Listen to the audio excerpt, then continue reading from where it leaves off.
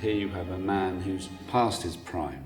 We quickly learn he's an unhappy man who is clearly not easy to live with. And in comes this girl. She's about 23. She brings in a sort of youthful, creative force. Hilda is such a mixture of cheerfulness and energy and vitality, but also this kind of amoral quality. She is wanting the fulfillment of a promise that she says he made to her 10 years ago, which was when he built a steeple in her village.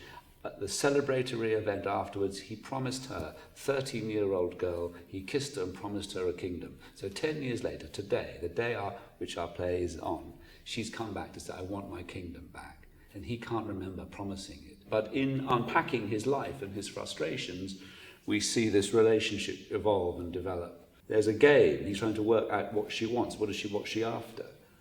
So I think it explores aspects of gender power play, if you like. And then you've got Eline Solness, his wife, who I think often has been misinterpreted as a kind of elderly, fossilized, dry woman. But in fact, you can see clearly in the text that Ibsen is thinking about that relationship as absolutely central too. And it's that constant tension he explores, where you've got the great creative mind being sort of pulled down by convention, by obligations, by duty. There's a tragedy in Solness and his wife's life. They've lost their 2 children. And actually Ibsen's written a really great scene of a marriage that's become bruised over time, and 2 people who once have loved each other but are now unable to really find a connection. So I think Ibsen's interested in what are the connections, the intimate connections that we make or we fail to make.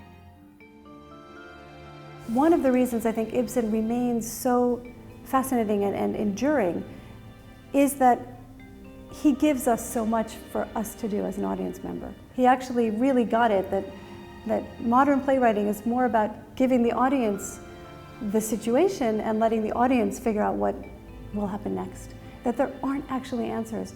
The playwright's job is to pose questions. It's great that David Hare has provided such a superb adaptation, which really is building on a very faithful, original, kind of literal translation that he has then worked with. The essence of Ibsen's meaning is not deviated from, but the speakability of it is given equal priority. It feels like a fresh modern dialogue.